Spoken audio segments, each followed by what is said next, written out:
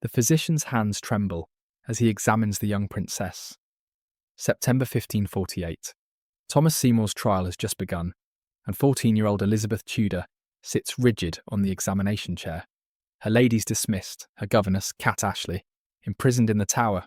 The doctor's findings will determine whether the Admiral of England has destroyed more than just his own life. Your Grace must disrobe completely, the physician says, not meeting her eyes. Elizabeth's jaw tightens. She knows what they seek. Evidence of her ruin. Proof that Seymour's morning visits to her bedchamber went beyond propriety. The council needs to know if Henry VIII's daughter carries Seymour's bastard. She stands naked before strangers for the first time since infancy. The examination is thorough, invasive, and humiliating. Every private part of her body becomes state property, political evidence. The physician's cold instruments probe where no man has touched. Elizabeth stares at the wall, counting the stones, as her body becomes a crime scene. Intact, the physician finally declares, the princess remains Virgo intacta. But something breaks inside Elizabeth that September day. As she dresses with shaking hands, she makes a vow that will shape England's destiny. Her body will never again be subject to such violation. No man will ever have the power to make her strip bare, to probe her secrets, to own her flesh. The trauma runs deeper than this single examination. Elizabeth remembers everything. How Seymour would enter her bedchamber at dawn, still in his nightshirt. How he would tickle her awake, his hands roaming beneath her covers. How her stepmother, Catherine Parr, would sometimes join these games, holding Elizabeth down while her husband spanked the girl's bare bottom, all of them laughing as if assault were morning sport. She remembers the morning Seymour tried to kiss her, and she fled to Cat Ashley's arms. She remembers Catherine Parr finding them in the garden. Seymour had cut Elizabeth's black gown to pieces while she wore it, claiming it was too sombre. She stood there in her shift, 14 years old, while her stepfather wielded his dagger, slicing through fabric that barely concealed her developing body.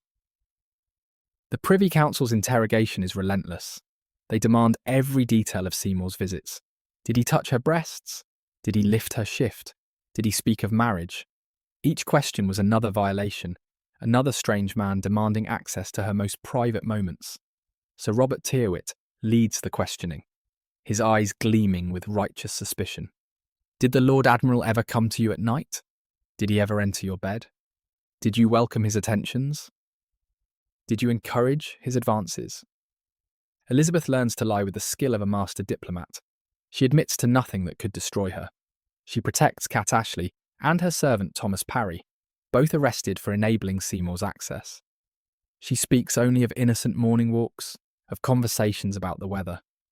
She becomes steel-wrapped in silk. But the rumours have already started. Throughout England, people whisper that Elizabeth was coupled with her stepfather. Some claim she bore his child in secret. Others say she miscarried after Catherine Parr discovered them in bed together. The virgin princess becomes the whore of public imagination before she ever kisses a man. Seymour goes to the block on March 20th, 1549. Elizabeth shows no emotion when told of his execution. But that night, Cat Ashley finds her mistress standing at her window, staring at the Tower of London in the distance.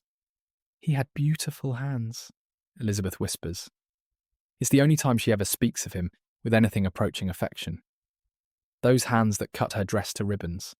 Those hands that reached for her in the dawn light. Those hands now severed from his body, rotting on Tower Bridge. The physical examinations don't end with Seymour's death. Every time marriage negotiations begin, and there will be many, foreign ambassadors demand assurance of Elizabeth's virginity. Can she bear children? Is her womb properly formed? Has any man compromised her body's value as a political commodity?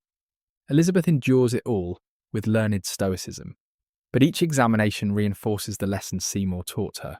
A woman's body is never truly her own. It belongs to the men who want to possess it, the courtiers who gossip about it, the physicians who probe it, the counsellors who trade it like merchant goods. She watches her sister Mary's marriage to Philip of Spain, sees how Mary's phantom pregnancies become a public spectacle, her swollen belly prodded by physicians while courtiers place bets on the phantom baby's sex. Watches Mary die, believing herself pregnant again. her womb full of nothing but tumours and delusion. "I will never marry," Elizabeth tells William Cecil when she becomes queen. He laughs, thinking it maiden coyness. Every queen must marry. Every queen must breed. It is the natural order of things. But Elizabeth remembers the physician's cold hands, remembers Seymour's hot breath on her neck, remembers the interrogation chamber where men demanded her secrets. Her body carries these memories like scars beneath her virgin white gowns. She will die before she lets another man claim ownership of her flesh.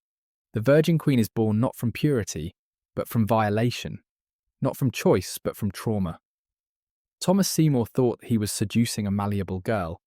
Instead, he forged a monarch who would never bend. The blood pools between her legs, dark and accusing against white sheets. Elizabeth is 25, and her ladies find her collapsed in her privy chamber, hemorrhaging from what the physicians delicately term an obstruction of her flowers. But Elizabeth knows the truth that court gossip will soon spread like plague. The Virgin Queen bleeds not from her monthly courses, but from something far more sinister growing inside her womb. The royal physicians descend like carrion birds. Dr. Hewick leads the examination, his face grave, as he palpates her abdomen. Elizabeth bites through her lip to keep from screaming, not from pain, but from the familiar helplessness of lying exposed before men who catalogue her body's failures. "A growth upon the womb," Hewick announces, "common in maidens who refuse their natural purpose." His diagnosis carries judgment. Virginity itself becomes a disease when maintained too long. A woman's body rebels against its empty state, growing tumours where children should quicken. The treatments are torture disguised as medicine, mercury douches that burn like acid, bloodletting from her most intimate veins, purgatives that leave her writhing on the close stool while counsellors wait outside, timing her bodily functions, reporting every detail to Cecil. The Virgin Queen's constipation becomes state business. Foreign ambassadors circle like sharks scenting blood. If Elizabeth is barren, if her womb bears tumours instead of heirs, then marriage negotiations become pointless. The Holy Roman Emperor withdraws his brother's suit. The French prince finds urgent business elsewhere. Even Eric of Sweden, mad enough to court anyone, suddenly discovers other priorities. But worse than the physical agony is the psychological warfare. Elizabeth's own body betrays her virgin state as unnatural, monstrous. The courtiers whisper that God himself punishes her refusal to marry. Her womb rots from disuse. Her beauty fades because no man's seed quickens her blood. She becomes a medical curiosity, a warning to other women who might choose autonomy over submission. Robert Dudley finds her one night in the garden, doubled over with pain.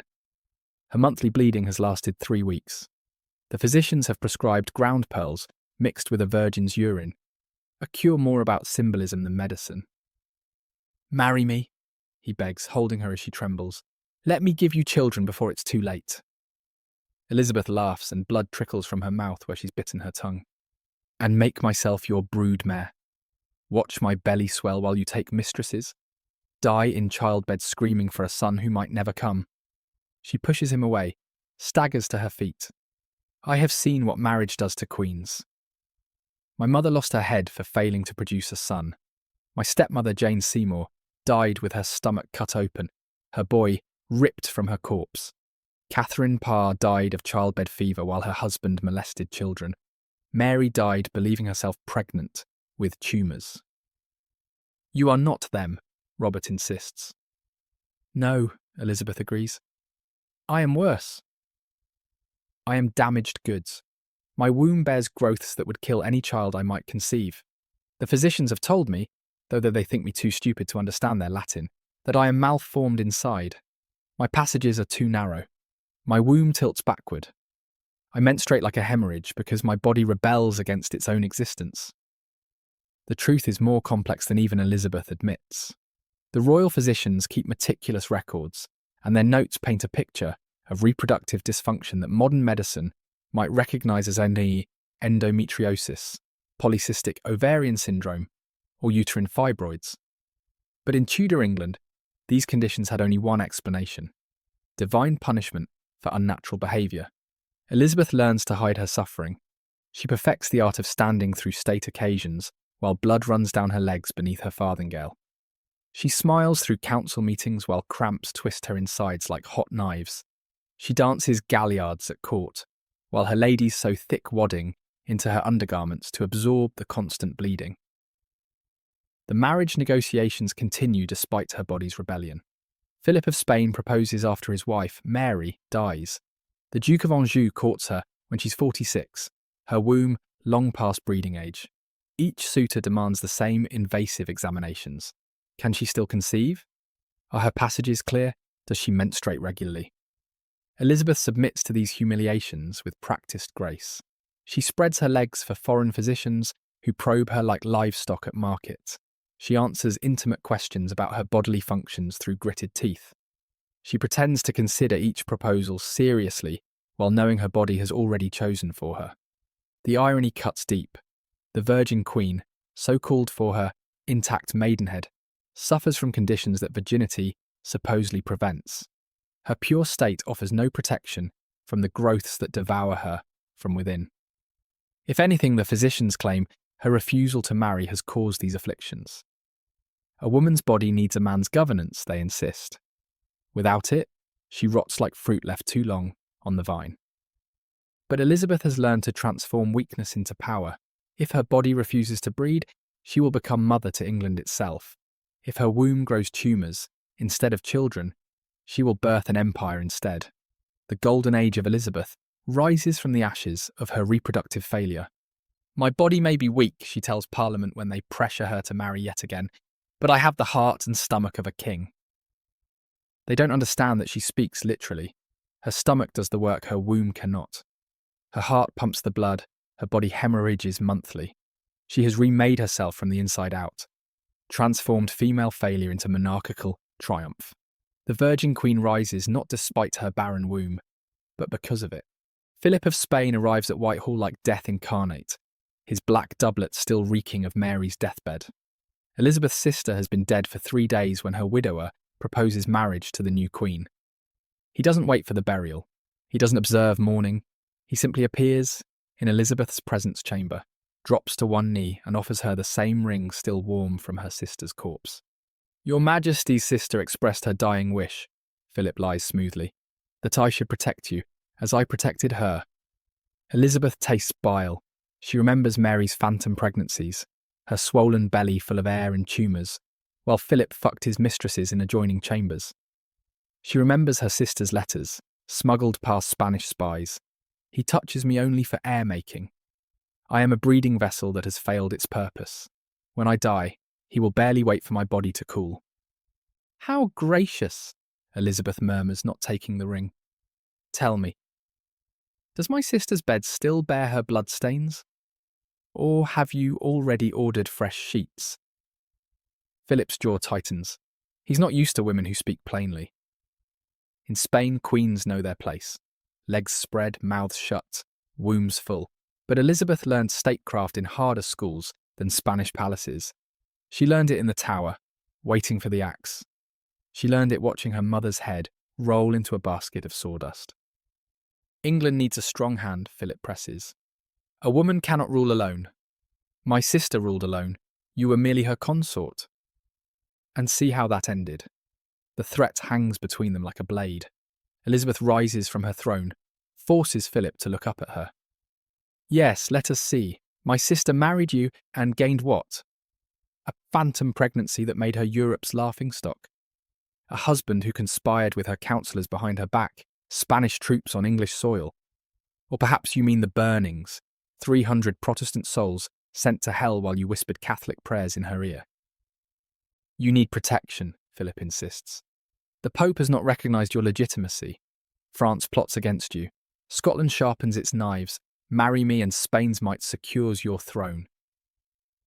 It's the same bargain every royal woman faces. Trade your body for security, your womb for protection, your autonomy for survival. Elizabeth has watched this game play out too many times. Her mother traded her body to Henry VIII and lost her head. Catherine Howard danced the same dance and met the same axe. Jane Seymour traded her life for a son. Catherine Parr traded her freedom for queenship and died screaming in childbirth. I need to consider your generous offer, Elizabeth lies. Such weighty matters require prayer and counsel. She dismisses him with practiced courtesy, but Philip's proposal is only the opening salvo. The marriage market has scented virgin blood in the water. Every unmarried prince in Europe suddenly discovers urgent business in England. Eric of Sweden sends love letters written in his own blood. The Duke of Finland proposes in Latin verse. Archduke Charles of Austria offers portraits of himself naked to prove his virility. The French queue up Valois princes like studs at auction. First Henry, Duke of Anjou, then his younger brother Francois, when Henry develops an unfortunate preference for men in petticoats. Each negotiation follows the same degrading script. Ambassadors inquire delicately about Elizabeth's monthly courses. Can she still breed? Is her womb hospitable? Does she bleed regularly? They demand physicians' reports, testimony from her ladies, proof of her fertility before they'll risk their princes on potentially barren ground. With the French, it becomes a farce. Catherine de' Medici sends her dwarf physician to conduct intimate examinations. Elizabeth receives him in full state regalia, surrounded by armed guards. The Queen Mother requires assurance of your Majesty's capacity for childbearing, the dwarf announces pompously. And I require assurance that French princes can perform their marital duties without their mother holding their pricks, Elizabeth replies. Perhaps Catherine should send me reports on her son's nocturnal emissions, or better yet, measurements of his member. I wouldn't want to purchase goods sight unseen. The negotiations with Anjou stretch for years, an elaborate dance where both partners know the music but pretend otherwise. Elizabeth calls him her frog, exchanges love tokens, and permits courtship rituals that scandalise her Protestant counsellors. But when Anjou presses for consummation, she retreats behind virgin modesty. I am too old, she protests at 46. My womb is winter ground where no seed can quicken. Then why these games, Anjou demands? Why torment me with possibility? Because possibility is power. As long as Elizabeth might marry, might produce an heir, might ally with France or Spain or Austria, she holds cards no married queen possesses. A wife belongs to her husband, but a virgin belongs to herself, or more precisely, to the idea of herself she projects. The marriage negotiations serve purposes beyond matrimony. They buy time, create alliances, and foster competition between enemies. While Spain and France vie for her maidenhead, they cannot unite against England. While princes court her favour, their nations dare not attack. Her virginity becomes statecraft, her empty womb a weapon of diplomacy. But the price is paid in flesh. Each negotiation requires fresh humiliations. Physicians probe between her legs with cold instruments. Ambassadors catalogue her body's failures, sagging breasts, greying hair, bleeding gums. They debate her worth like merchants haggling over spoiled meat. Your Majesty approaches the climacteric, her own physician warns when she's 44. The womb grows cold. If you would breed, it must be soon. Elizabeth laughs until she tastes blood. Tell me, good doctor, when you examined me last week, did you find a womb at all? Or merely scar tissue and tumours where one should be? The physician cannot meet her eyes. They both know the truth written in her medical records. Elizabeth's reproductive organs are a battlefield of dysfunction. Cysts, fibroids, and endometrial growths would make pregnancy impossible, even if she attempted it. Her virgin state masks reproductive failure, transforms medical inability into political choice. Still, the suitors come. The Duke of Alençon courts her when she's past 50, pretending not to notice when she removes her wig to reveal thinning hair, when her monthly bleeding leaves her grey-faced and trembling. He speaks of love while calculating political advantage, promises passion while eyeing her treasury. Make me the happiest man in Europe, he pleads on bended knee. I would rather make you the richest, Elizabeth replies, offering loans and trade agreements instead of her body. It's a language princes understand better than love. The last serious proposal comes when she's nearly 60. A minor German princeling offers marriage with touching sincerity, unaware that the Virgin Queen bleeds constantly now, her womb finally surrendering to decades of tumorous growth. Elizabeth receives his ambassador with perfect courtesy, pretends to consider an offer that would be grotesque if it weren't so naive. Tell your master the Queen of England is wedded already, she says finally, to this realm and all its people. I do not need another husband. The ambassador withdraws, confused. He doesn't understand that Elizabeth speaks truth twisted into metaphor. She cannot marry because marriage means death, political, physical, personal. She has seen too many queens destroyed by the marriage bed, reduced from rulers to wombs with crowns. Better to remain virgin and whole than wife and diminished. Better to bleed alone than die bearing another man's children. The marriage game ends as it began, with Elizabeth alone on her throne, her body ravaged, but her power intact. The Virgin Queen has outlasted all her suitors, outlived most of their dynasties. What remains is myth, the untouched goddess who chose country over consort, duty over desire. No one remembers the blood-soaked reality beneath the virgin mask. Robert Dudley tastes like treason, and Elizabeth cannot stop drinking. They meet in shadow, in forgotten alcoves of Hampton Court, RT where her father once fucked Jane Seymour, while Catherine of Aragon lay dying. His hands know every secret pathway beneath her gown, not to her cunt, never there, but to the soft skin of her wrists. The hollow of her throat, the curve of her breast above, stays drawn tight as armour. He maps her body in fragments, an inch of flesh at a time, while she remains technically untouched. "Marry me," he whispers against her neck, and she laughs until her ribs ache. "You have a wife, Robin." Amy understands. She's dying anyway. The breast cancer eats her from within. When God takes her. Elizabeth puts her hand over his mouth, tastes his ambition like copper on her tongue. "When God takes her, you'll still be Robert Dudley, grandson of a traitor, son of a traitor, and I'll still be Henry VIII's daughter. Do you think my councillors would suffer a Dudley king? Do you think Parliament would kneel?" He bites her palm gently, making her shiver. "Then don't make me king. Make me consort. I'll warm your bed and ask nothing more." Lies. Men always ask for more. First the bed, then the crown, then the kingdom. She's watched this play before, watched her father elevate Anne Boleyn from mistress to queen to corpse in 3 short years.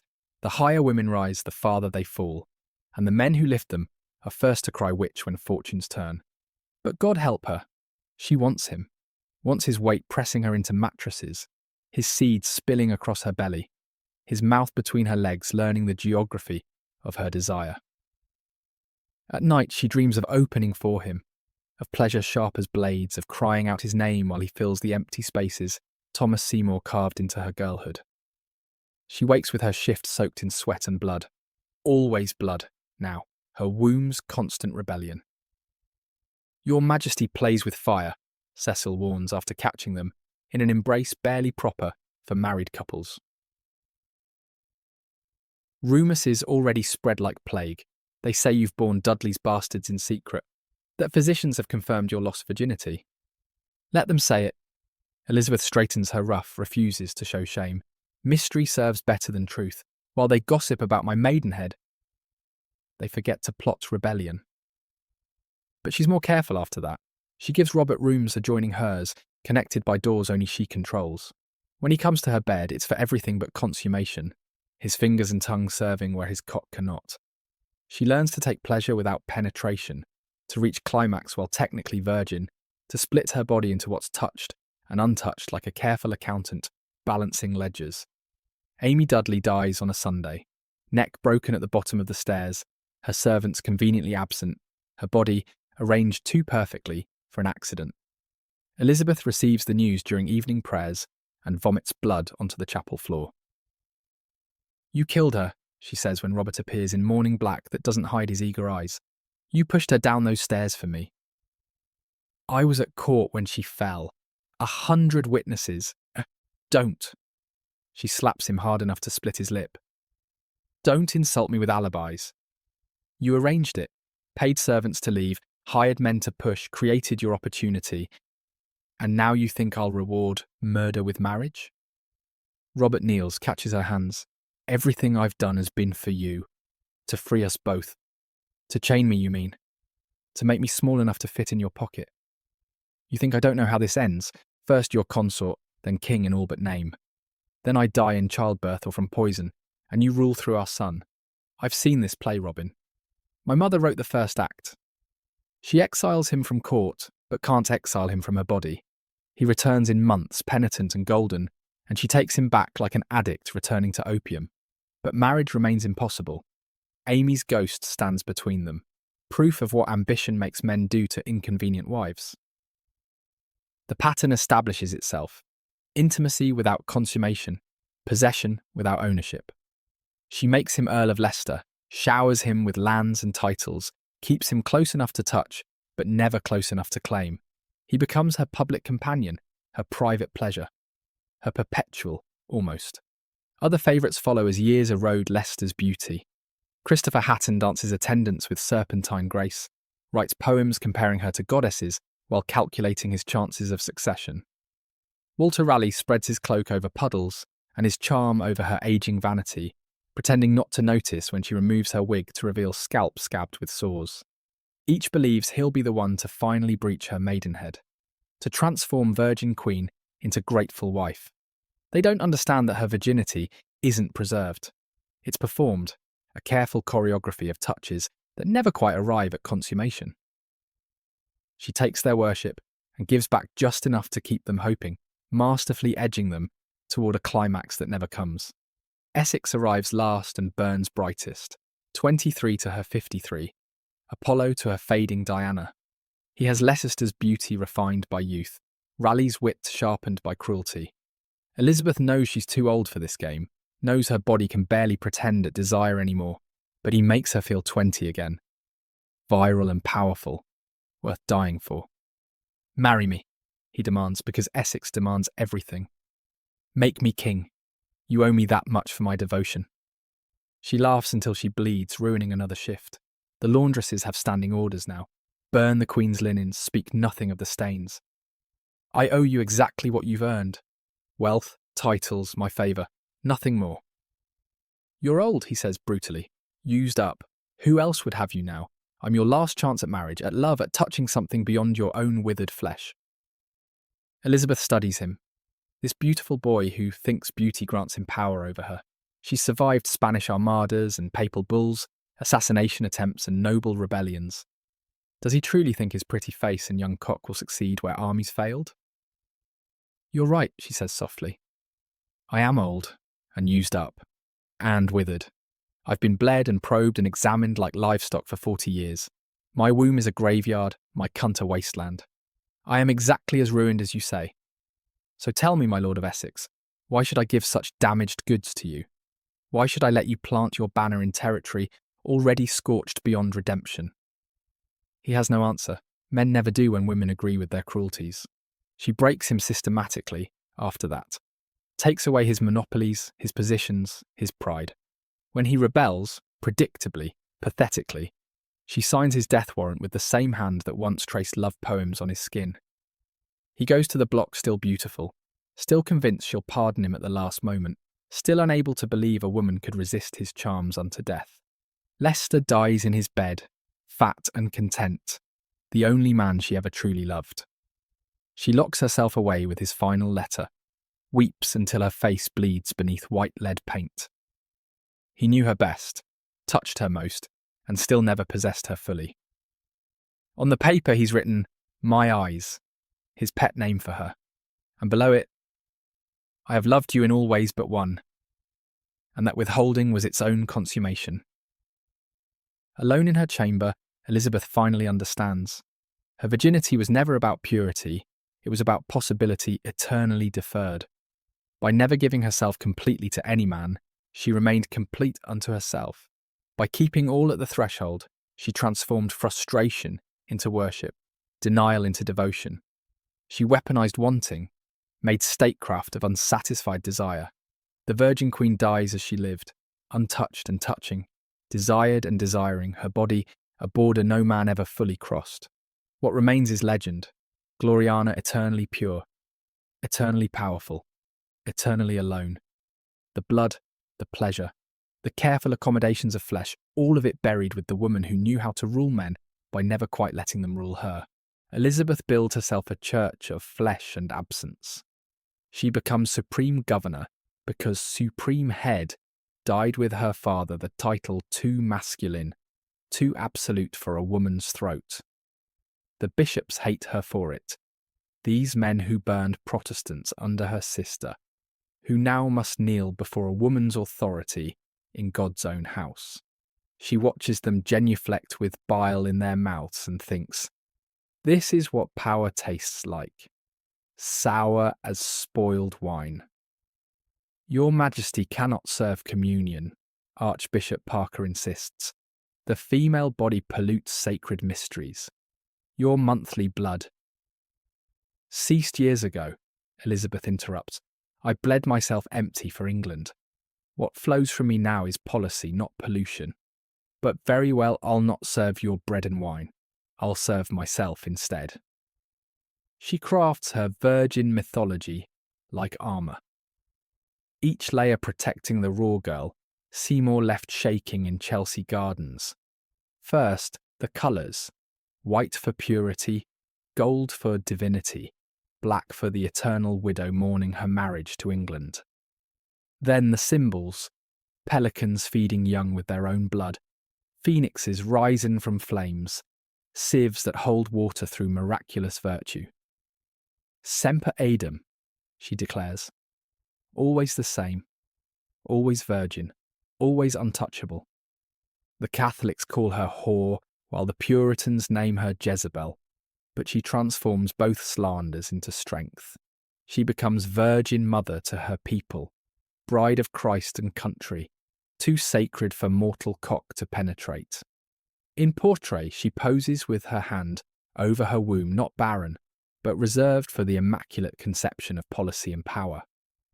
You blaspheme, Cardinal Allen writes from exile, to compare yourself to the Blessed Virgin.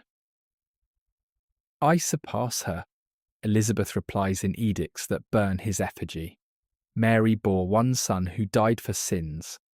I birth a nation that lives through virtue. My maidenhead remains intact, not through angels' intervention, but through my own will. Which miracle serves England better? She commissions painters to erase time from her face, to freeze her at eternal 30, while her body rots towards 60. In portrait, she remains moon-pale, rose-lipped, impossibly slender. The real woman beneath, scarred by smallpox, scalp bleeding under wigs, teeth black with sugar, becomes heresy to depict. She creates herself as an icon, untouchable as stained glass. The Virgin Queen cult spreads like a beautiful infection. Courtiers wear her miniature between their breasts, compose sonnets to her unchanging beauty, and compete to worship at the altar of her perpetual maidenhead. She encourages it all, this elaborate theatre of desire without consummation, of possession without penetration. I am married to England, she proclaims in Parliament when they beg her to take a husband. This ring, she displays her coronation band, witnesses our union. Would you have me commit bigamy? Would you make Christ's bride an adulteress? Behind closed doors, she laughs until her chest splits. Christ's bride, as if divinity would choose her pox-scarred flesh for Congress. But the mythology serves its purpose. How can mortal men compete with God for her favour? How can earthly marriage compare to celestial union? She watches other queens fall to their wombs' betrayals. Mary Stuart births bastards and scandals, prisoners of passion that Elizabeth exploits. Catherine de' Medici drowns in sons who hate her, her power diluted through each prince pushed from her body. The Queen of Spain died, birthing dead heirs, her corpse cut open to harvest the boy who might have been king. Your Majesty remains God's miracle, her ladies say, corseting her into gowns that hide the blood constantly seeping. Forever young, forever pure. Forever empty, Elizabeth thinks, but doesn't say. Forever scraping myself hollow to make room for England's needs. The virgin mythology demands sacrifices beyond flesh. She cannot weep, virgins don't feel grief. She cannot rage, purity knows no passion. She cannot age, immortals remain unchanging. Every human feeling must transform into divine performance, every weakness into strength, every wound innate on Tao for grace to enter. When Mary Stuart's head rolls from the block, Elizabeth performs perfect grief. She claims the execution happened without her knowledge, weeps virgin tears for her Catholic cousin, and declares herself horrified by necessity's violence. The world watches her mourn while knowing she signed the warrant, and in that gap between performance and truth, her power lives. "You are no virgin," Mary had written before dying, "whore of Babylon, sister in sin if not blood. History will remember what you truly are." But Elizabeth writes history with her intact hymen. She transforms virginity from absence into presence, from lack into overflow. The void between her legs becomes cosmic space, where England gestates eternally. She makes religion of refusal, scripture of sealed flesh. At night, alone with the physician's reports confirming her womb's decay, she sometimes thinks of the children she never carried. Would they have had her red hair, Henry's brutal smile, the madness that runs through royal blood like poison? But morning always comes with its performance demands, and she paints her face death white, lips blood red, the eternal virgin who chose power over penetration. The Armada comes like God's own judgment. Spanish ships named for Virgin Saints Santa Maria, Santa Anna sailing to restore Catholic wombs to England's throne. Elizabeth rides to Tilbury in silver armour, her diseased body strapped upright, performing Joan of Arc for soldiers who need a miracle more than strategy. "I have the body of a weak and feeble woman," she declares, voice carrying across ranks, "but I have the heart and stomach of a king. And of a king of England too." The lie tastes like communion wine. Her body is neither weak nor feeble, it's monstrous in its refusal to submit, in its transformation of damage into divinity. She has neither heart nor stomach of kings, those organs rotted with her monthly blood. What she has is the will to make men believe in virgin victories, in maiden commanders who birth triumph from barren wombs. God or weather sinks Philip's fleet. Elizabeth claims the victory for Protestant virginity, commissions medals showing her as Minerva, wisdom incarnate and eternally untouched. The mythology crystallizes into truth through repetition. She becomes what she performs: Virgin Queen, Mother of England, Bride of Christ and country, forever pure and forever powerful. But flesh remembers what myth forgets. In darkness she catalogues her body's betrayals, the syphilis sores Seymour's abuse, perhaps left flowering, the cancer eating her womb to hollow, the blood that flows and flows like sacramental wine. She exists in two bodies, the politic virgin displayed for worship, and the natural woman rotting beneath paint and powder. "I will have but one mistress here and no master," she told Leicester once, and made it scripture through survival. She transformed virginity from vulnerability into weapon, from absence into abundance. The sealed space between her legs became England's sanctuary, her intact hymen the seal on Protestant succession. The Virgin Queen rises each morning like a blasphemous resurrection, painting herself into an icon, performing purity until it becomes prayer. She builds her church of flesh and absence, where communion comes not through penetration, but through its eternal deferral. Where virgin births happen not in stables but in council chambers, where immaculate conception produces not saviours, but sovereignty itself.